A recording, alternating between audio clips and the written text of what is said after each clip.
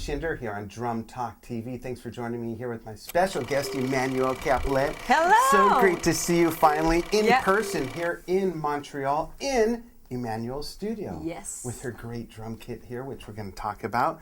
We're going to talk about a lot of different things. Emmanuelle, at a very young age in her career, has already done so much. We're going to get into everything, but I got to give everybody a little bit of an introduction for those who may not be, for whatever reason, not real familiar with what you've done. But at a very young age, at 9, she started in drum corps. Now, you all know that every time I brought on a guest who has had any kind of drum corps experience, it always leads to not just great drumming, but great drumming discussions as well. So we're going to talk about that. We're going to talk about her influences, the rest of her musical education, and then rising to the pop stardom that she's a part of right now.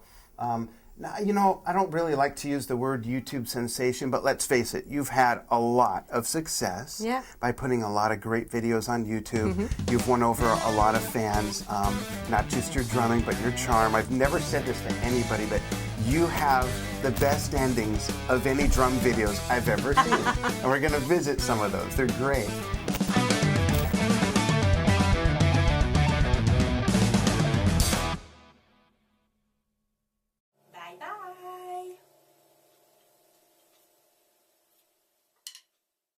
But Emmanuelle has also been on clinics tours. She's played amazing drumming festivals around the world that we'll talk about. Her passport is filled up with some great stamps of all her wonderful drumming traveling experiences and the great drummers you've had the pleasure of hanging out with and playing with. We'll talk about that. We're going to get into a lot of things.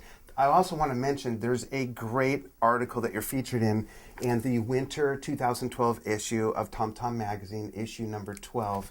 It's a great, make sure I turn to the right picture. Hello.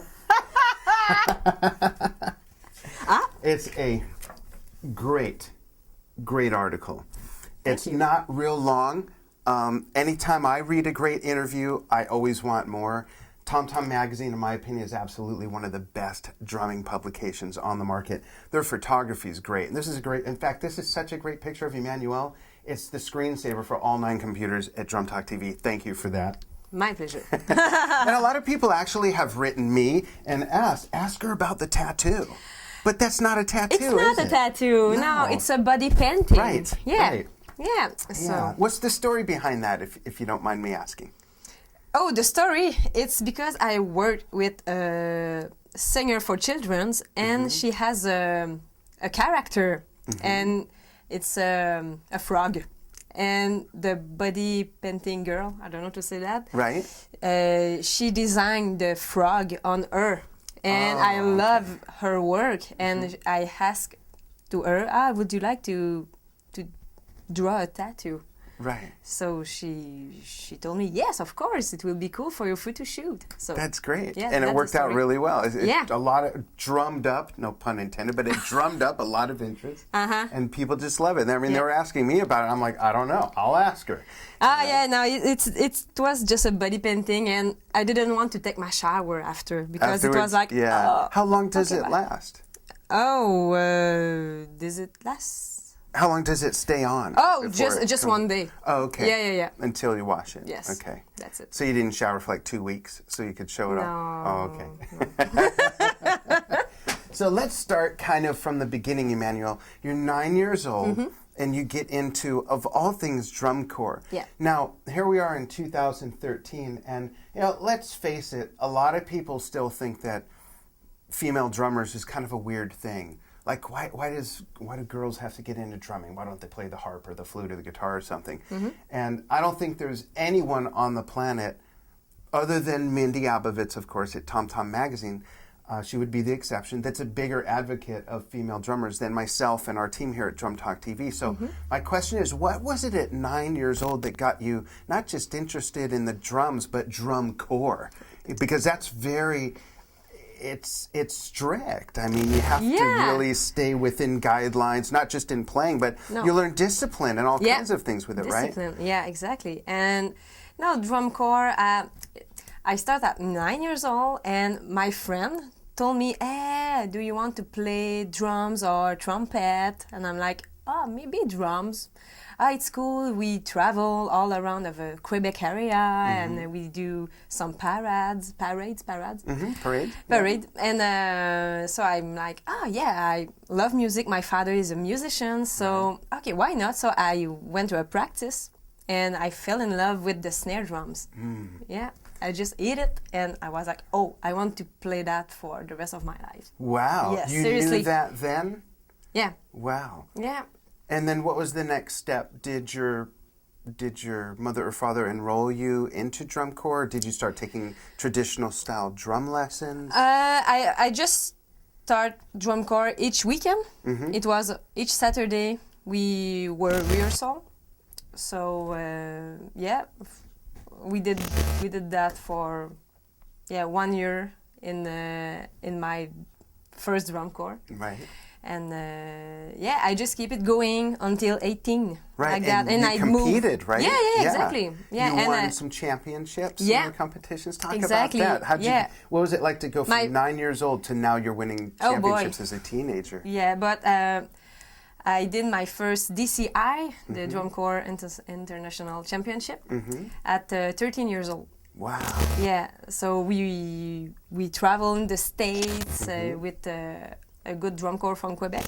Right. And so it was amazing to see the best drummer of the world in the drum corps stuff. All in one place. It was I was impressed. And realized, wow, we're really good. Yeah. We were in the final. So we didn't win the championship, but we were in the final, and it was a great moment for us. Now, someone wrote me a question they wanted me to ask you, and I apologize that I don't remember her name, but she asked, she's a drum corps mom, so she wanted to ask who you marched with. So who did you play with in drum corps during like those from 13 on? Oh, the Dimension. Okay. Dimension from Lévis, Quebec. Okay. Yeah. Great. Yeah. And then you went to Drummondville, right? Yeah, to Drummondville College. And what did you study there? The drum. The drum set. Yeah, I start after my high school. I start drum set. Drum set. Yeah. Had you not played a drum set until you were that age? Really? No, I start late. Drum set. Yeah, at 18. But you had a great foundation. Yeah, of with the your rudiments, technique. Exactly. How easy was it for you to transfer those skills on the marching snare and drum corps to the drum kit and spreading those skills out to the other family members? Now you got a bass drum and a snare and toms. Did you get it right away and say, "Wow, now I can do all this," or was it confusing? No, I wasn't confused, but I had facility to work, but I didn't understand what's mean groove at that time, because in the drum corps it's super stiff. Right. And when we play with 5 other snare players, we need to be clean. Yeah, and it has to sound like one. Yeah, exactly. Yeah. And on a drum set, we need to groove. So I didn't understand at that time what's mean the groove. Right. So I was playing like a Casio, like a drum machine, and so square. So I learned at the college what's the groove and the feel. And in essence, how did you make that transition? Because there are a lot of... I'm going to ask this for 2 reasons. There's a lot of drummers out there who are great with rudiments and they do still play tight. And then there's a lot of drummers out there that don't think rudiments are important because they play a drum kit or because they're afraid it's going to make them tight. So keeping that in mind to school both those groups in 2 different ways with the same answer, how did you go from that transition of being real tight and almost robotic and mechanical and technically perfect to then realizing and learning what groove is? Because you certainly have groove now. Yeah, I hope. You do. We're going to drop a video in a minute, but how would you explain? What's the easiest way for someone to sort of get their head around understanding what it is to make that transition? The good thing is I start listening music. It's weird to tell, because when I was young, when I was a teenager, I just listening soundtracks, movie. Just movie soundtracks? Just movie soundtracks. Wow. It's weird. No rocks, no Led Zeppelin. I don't know what it is. Right. so my No musical pop culture, or blues not or jazz really, or anything? no, nothing. So it was weird. Yeah, so it's That is weird. that is weird. Is that a yeah. French-Canadian thing, or is it just you? Maybe it's just me. Okay. Yeah, and so I start listening jazz. Okay. Yeah, my teacher, he told me you should listening Miles Davis, you know. So I was, okay, Miles Davis. Okay, cool. So I start listening jazz and I start learning jazz too. Did so you play to it? Play along with it? Yeah, Okay. absolutely. And it helped me so much. Right. Yeah, so I understand the feel, and I'm like, okay. So after 3 years of studying, I understood. That's great. Yeah, yeah. So a lot of work, a lot of listening, a lot of playing with the music. So it was totally another school for me. Great. But, Well, let's show everybody your groove. We're going to drop in one of my favorite videos I've seen of you right now. It's Phase 1. Phase 1, yeah. Which is a jazzy fusion instrumental piece. So check this out. This is Emmanuelle Caplette grooving on Phase 1.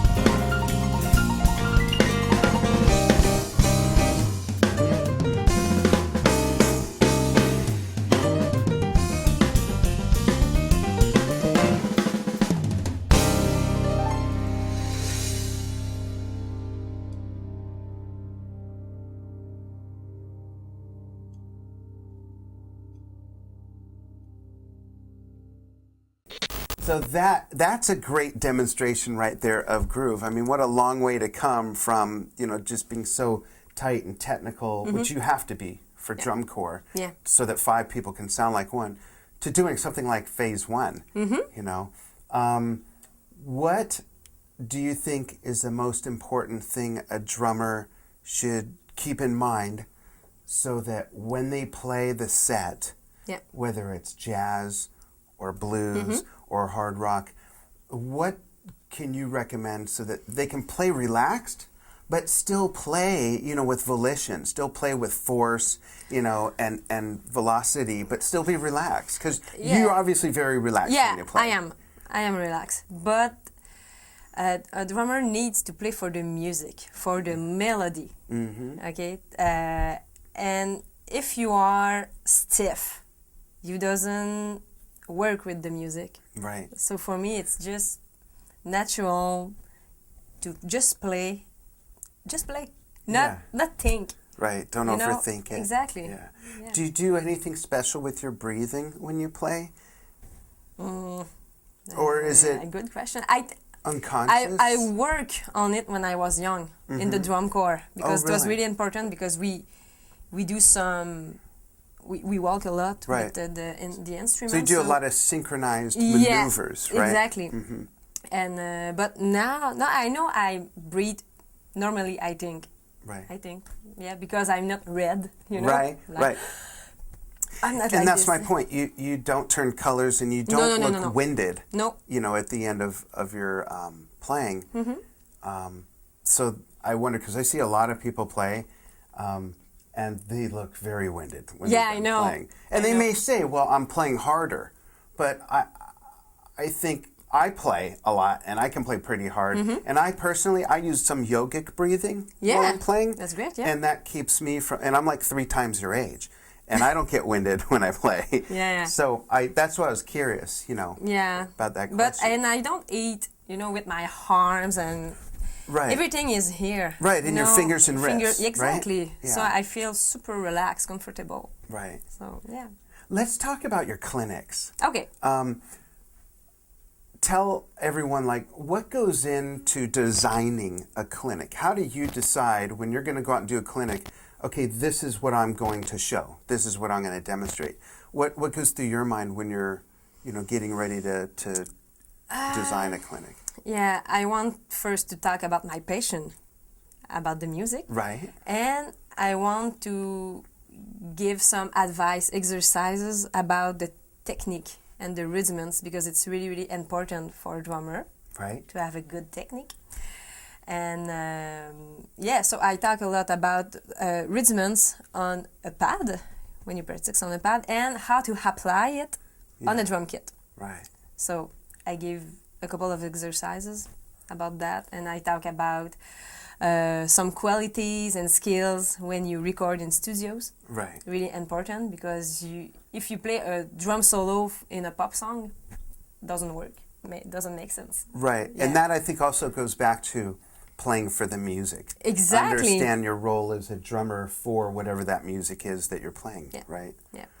I'm going to grab, there's some drumsticks here that I'm going to grab because I want you to show everybody something and teach me something I saw you do in a clinic. Uh-huh. And you did this thing where you showed everyone how to do, explain that and show me because I saw that and I replayed that part about 10 times because it looked so impressive, honestly, and I couldn't believe what I was seeing you do and hearing how fast you were doing. The whole clinic is in French except for the playing part. Yeah, because playing is, of course, international language. Yes. And I knew what you were saying just by what you were doing. It was really cool. So talk about this. This looks like an amazing exercise. Yeah, because if you play on your forearms like this, it's the same technique when you play on a snare. Okay. It's the same thing. And it's the same movement. Okay?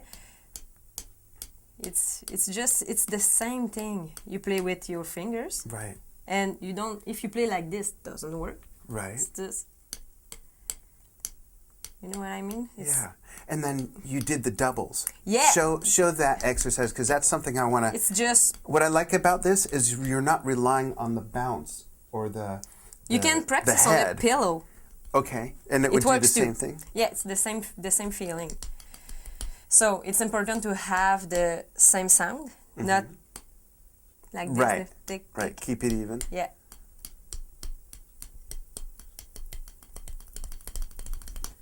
So if you are able to play like this, it will be easy on the drums. Right. And especially on the floor toms. Yeah, because you've got the resonance of you've got the bounce of the top head, the resonance of the bottom head for sound, but you can use the resiliency of the bounce of the head, whereas this, you're training your fingers to do all the work, right? Exactly. I got to try it. Yeah, go ahead. And I'm totally prepared to embarrass myself.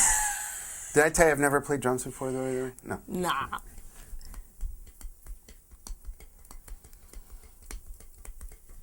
But don't be afraid to play with your wrist. I got to practice. No, but you're good. You're good. See, that's so much easier.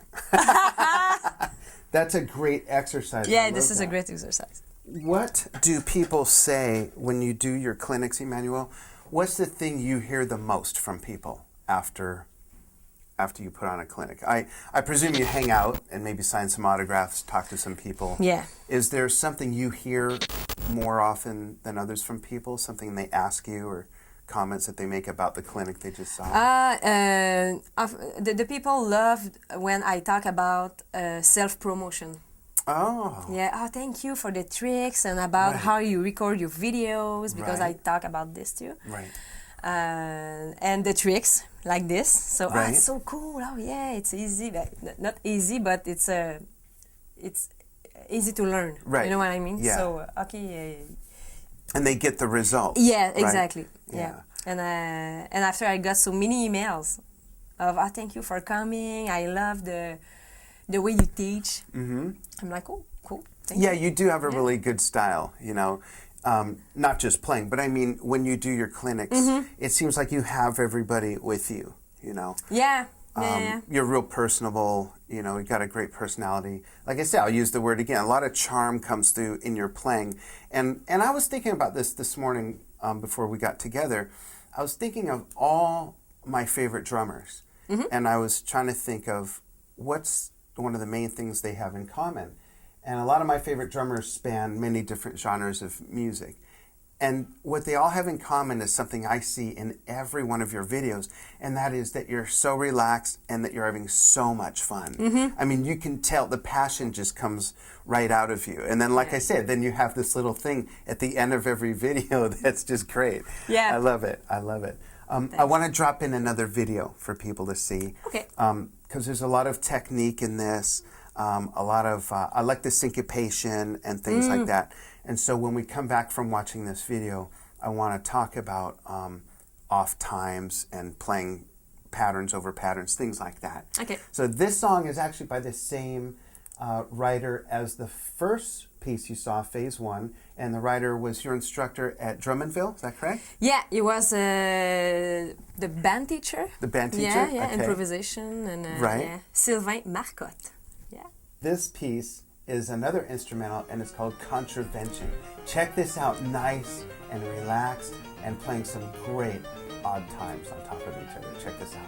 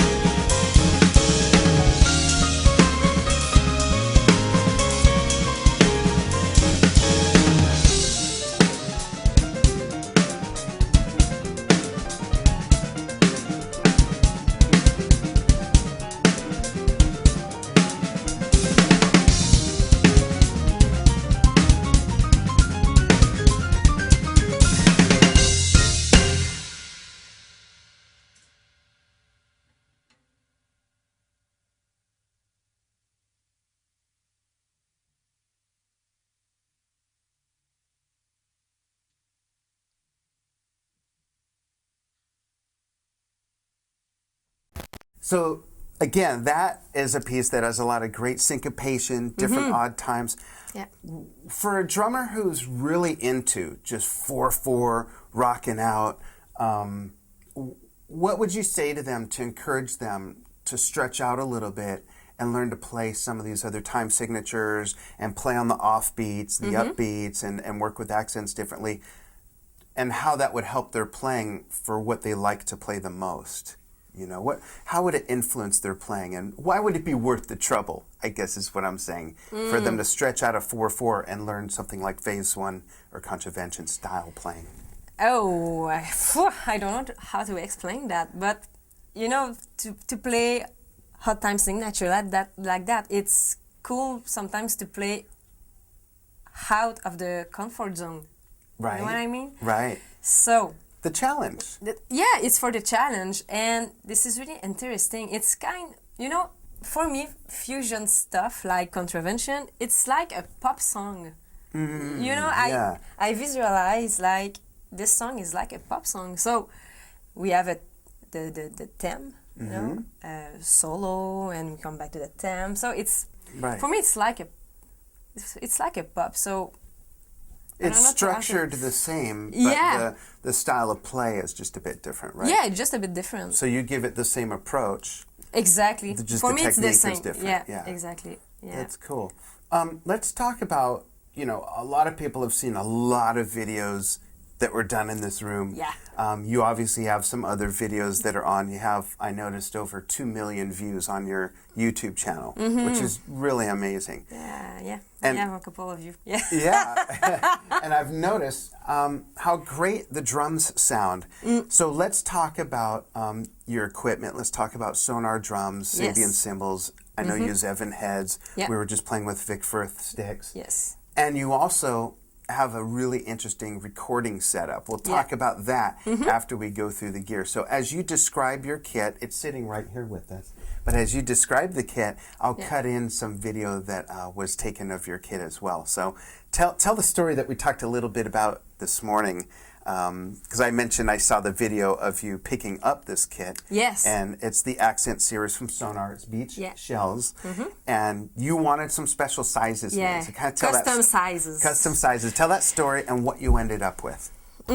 Yeah, I asked to German guy to build me Accent series and with 16 inches bass drum. Why? Because I love that. That's for me. It sounds amazing, and you know I'm a small person, so if I play with a 24 inches bass drum, she'd have to sit on a phone book so we could see her. I look like a 5 years old children. You know what I mean? So no, that's true, and it sounds amazing, and. Yeah, and I have a tom. It's 10/8. 10/8, okay. And special floor toms. It's like the first one. It's 13/10, and the second one is 14/11.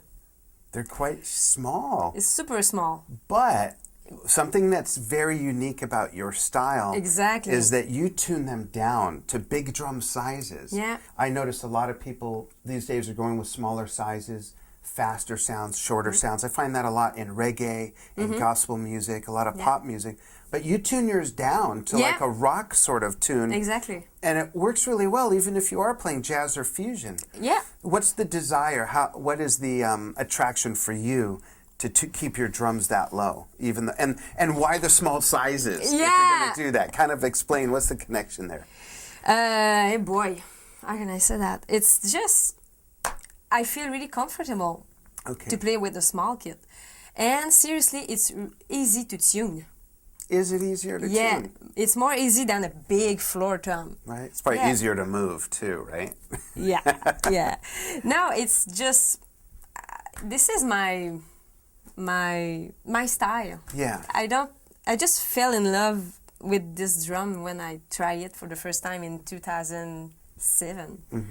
Yeah, and since that time I don't want to change it. That's great. Yeah. And you have another snare as well. Yeah. Right? And what size is that again? 12 It's a by 12 inch. 5. And yeah. what is, I see a lot of comments on the web in these different drum groups I belong to. And a lot of people say, why does someone need a second snare? You know, my thing is, well, why would you need more than one tom-tom or more than one cymbal? It's different sounds, different tones, different textures. It's the same thing. What's wrong with 2 or 3 or even 4 snares? How do you utilize your second snare the most in your playing? I use it often when I play pop music. Yeah, because in the verse, sometimes I need a snare sounds more high, right? You know, and when I come to the chorus, more fat snare, or when I play drum and bass stuff, it's really cool to play on the second snare. Yeah, cool. And go through your cymbal line. I know you're a Sabian artist. Yes.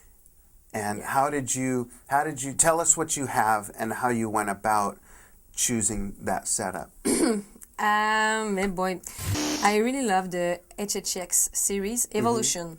Yeah, and it's the perfect mix with my drums, and I can play every style of music with those cymbals. So the setup you have is very versatile. Oh yeah, absolutely. Yeah. Great. And it's the same thing. I don't tune my drums for a style. Right. I always use the same sound. Okay. For me, it's perfect. I was going to ask that. Yeah. Yeah. And your bass drum sounds a lot bigger than it is. And you have a great sound engineer who has really pulled this together. You have 2 overheads. Yeah, here. Yeah. When I practice with 2 overheads and bass drum. And the bass drum. Yeah. And that's it. That's it. Yeah. Is that how you record most of your videos in here? No, I had a snare, microphone, and toms. Yeah. And when you record with this setup, do you listen back a lot to your own playing? Or do you watch your own videos a lot? No? No. Why? You don't like to see yourself or hear yourself? No. Oh, okay. I know it's because it's okay and it works. Right. Okay. Yeah. And I make videos since 7 years. Right. So now I know how I look. I know. Right. You know. Right. And I pay attention to my playing. It's just that I don't watch my look or everything. Yeah. And talk about your heads, your Evans heads. Yeah. I play with EC2 clear on the top. Tops. Yeah, top. Yeah, on the toms, and the EC resonant on the bottom. On the bottom. Yeah. What about on the snare? On the snare, it's ST dry. Yeah. Okay. Coated. Great. Yeah, they sound great. It sounds amazing. It's a great combination. And on the bottom, it's a AZ 300. Okay. Yeah. So talk about these. We follow each other on Facebook, and I watch when you're going in and out of town and everything. And you and Glenn performed in France at the Tam Tam Festival. Exactly. Which is only one of many festivals that you've played at with some great drummers. I know you've worked with Benny Kreb. And talk a little bit about those experiences. Oh, I love play in some drum festival because the drum community is just amazing. Everybody is cool. No pretension. Right? That? Yeah. No pretension. No pretensions, and we can share so many things about the drums. We can talk about experience. So this is always a great moment for me, and I think for the other drummers. So what's 1 or 2 of your favorite festival experiences you had, and who was there? And I ask this so that other drummers can. It's something for them to aspire to. I think. You know. Yeah. I went to Spain last year, La Rioja Drumming Festival. Thomas Lang was there. Oh wow. Benny Greb, Damien Schmidt. Wow. You? Yeah, Emmanuelle me, Caplette Mike Mangini. Mike Mangini. Mike Mangini was there and too. Don Famularo was the host of Okay. the event, so it was great. It was a great moment. We drank a little bit wine. It was so cool, and it was a great moment. Yeah, that's great. And I think that, you hit the nail on the head when you say that the drumming community is so cool. I think drummers are different.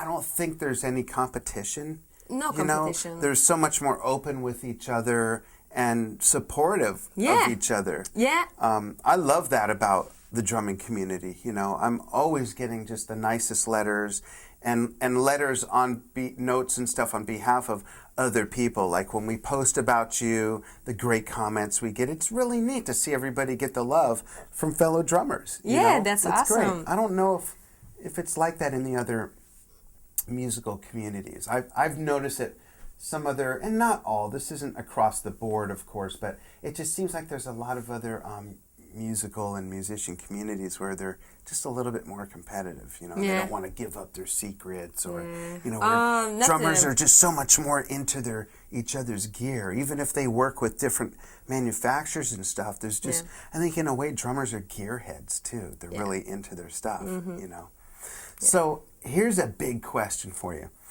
You've gone from being 9 years old and getting right into drum corps. Yeah. Then you go drum corps into college, and you learn all about playing on a kit and applying those skills to the kit, figuring out what the groove is. Yeah. You got to have some great experiences, which we haven't even gotten into yet, playing with some great Canadian pop stars. In fact, let's take a little detour. Who are some of those pop stars that you started to play with that really started to elevate your career, and talk about the Brocco show a little bit too? The Brocco show. Oh, it was a children TV show. And I did it for 2 years. Yeah, it was awesome. Yeah, because I love to work with cameras and the child and everybody. Right. Yeah, and it was a great experience to me. Yeah. And it was on CBC in French, so it's great. A lot of TV. Exposure. Yeah, a lot of exposure. And and I play with some pop stars in Quebec. Right. Yeah. So with Norman Brathwaite is a guy from Quebec, but he did everything, like a word thing. He was a big host, and he encourage, is it a good word? Yeah. The musicians. Yeah. So he works a lot with musicians and help them in the career and everything. So I play with them in the Just Fall Laughed festival, a big festival here. Right. And so all of that kind of elevated your career, and then you got into doing clinics. Yeah. And the big drum festivals. Yeah. Now, before I ask you the big question, one more little detour. Now you're also doing something that's a little bit new to you, is while you've had a lot of cover videos, cover songs that you've played to, and you've got a lot of live performance clips, you're getting into doing lessons online. Yeah. Talk about that a little bit. Yeah. And is there any other materials that accompanies that? Do you write them out? Is it strictly out video? Okay, you write them all out. Yeah, it's a long process to do. It's because I need to write all of the exercise. I want to do pre-production here. Pre-production here? Yeah, pre-production. Yeah, because I want to do it in French and in English. So it really is twice the work when you do that. Yeah, and I want to rent the video online. So I need to build the website so it's a long process, but it will work. And I want to do it on Skype also. So both things. A very great tool. Yeah, absolutely. It suddenly your audience opens. It's worldwide all of a sudden, you know. Yeah. So now you've gotten to the point where you're doing that. What is next? I mean, what's your big picture dream? Where do you want to take all this? Because you seem like the sort of person that wants to keep either elevating or branching out and, all those things. You keep getting better and better. You keep turning out better material. Where do you want to take all that? I'd like to work with a pop artist singer all around the world. Like pop stars as Beyonce, Pink, something like those girls, those singers. This is my dream. Is it because they're so popular, or is that an attraction is that where your heart is musically? Because I like those kind of music. You like to play that kind of music?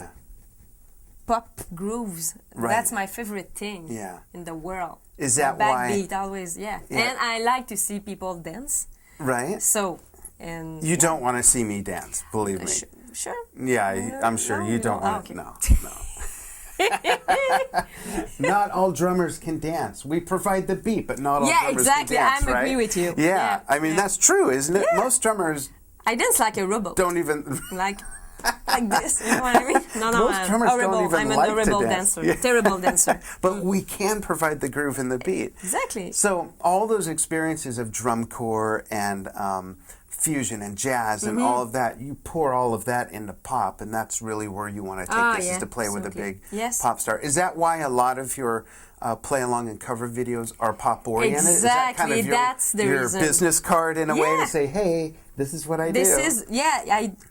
I do so many pop videos for that reason. It's not because I cannot play fusion drum and bass stuff. It's because this is my card. I want to play pop music, but I'm also open to play fusion and jazz. But in my heart, I want to play pop stuff. That's great. Yeah, and I wish to get a TV show like Jay Leno or Saturday Night Live, something like this. I love that. Oh, that would be great. Yeah. Now, we'll see. when you say that, do you mean you want to be the band leader, or do you want to be the host of the show? Oh, interesting.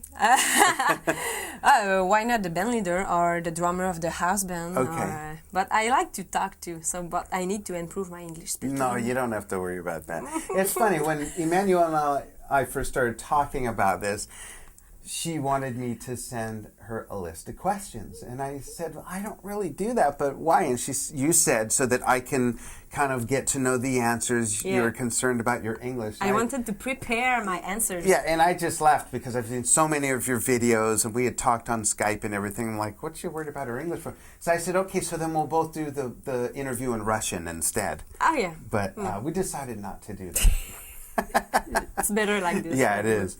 What would you tell the parents of a young lady who wants to play the drums, and maybe the parents don't think that that's very ladylike? You know, maybe they're not real supportive. And what would you tell young ladies that are thinking about playing the drums, but maybe they're pulling back a little bit because they're afraid how people will see them? And I bring this up because I do still think it's an issue with a lot of people. Would you agree? I mean, but if the young ladies wants to play drums, go. Just let them play. Maybe it's just for fun. So right. Everyone, I think, should have the chance to pour their passion into what they're most passionate about, and at least have the opportunity to find out if that's their passion. I don't think it matters what gender you are or what you decide you want to do. You know? I think gender now for the musical industry, it's not a problem now. So many female musicians exist now, so that's cool, and they are accepted, in the industries and everything. So, and my mother, when I told her, I want to play drums, blah blah blah, and she told me, oh, pay attention, the producers are dangerous. Ooh. I'm like, come on, I'm a strong woman, like this, No, just trust the life, Right. And how has it worked out? I mean, now she's happy, but she was afraid. Right. But I have, a good drive. Yeah. So I'm, how can I say, ambitious, and I have a goal, and I work hard. So I said to her, don't worry for me, I'll be fine. Right. And you do have, I see that you're very goal oriented, because you've been able to set, marks for yourself and accomplish those things. I mean, if we look back at, I just repeated her career a little while ago, and if you look at that, they're all steps that all led to something else, and it seems like you're the type of person that brought all those experiences to the next thing, and then you brought all that to the next thing, and now you're talking about really creating the apex of your career by hopefully hooking up with a really big pop star to play the kind of music you like to play the most. Great. Yes. thanks for coming on so much. My pleasure. Really appreciate it. And you're welcome to come on Drum Talk TV anytime you want. Perfect. Anytime you have something to promote, whether it's the online lessons, if you're going to a festival, if you're at a festival, drop us a line, send us clips, pictures, and everything. I will. And we'll do more interviews. Absolutely. And hope you enjoyed this interview with Emmanuelle Caplette. I can't believe it. So happy with to my interview beautiful you. English speaking. Yeah, beautiful stoner kid. Yeah, absolutely. It's beautiful. And I just want to remind everybody, the whole point of these interviews is just another way of learning drum lessons. Not all lessons happen behind a practice pad or at the drum kit. Many lessons can be learned by just having an open mind and listening to discussions based on other people's unique experiences, and that's how their perspectives are formed. And when we share all those experiences and ideas, we learn from each other. Exactly. It's important. So thank you very much. Welcome. Very welcome. Thank you very much for joining us. Be sure to like us on Facebook, sign up for the newsletter, and you could follow Emmanuelle all over the internet. Her information's magically right here. Make sure you follow her. And happy drumming. Stick with it. Thanks for joining us. I'm Dan Shinder with Emmanuelle Caplette on Drum Talk TV. Bye.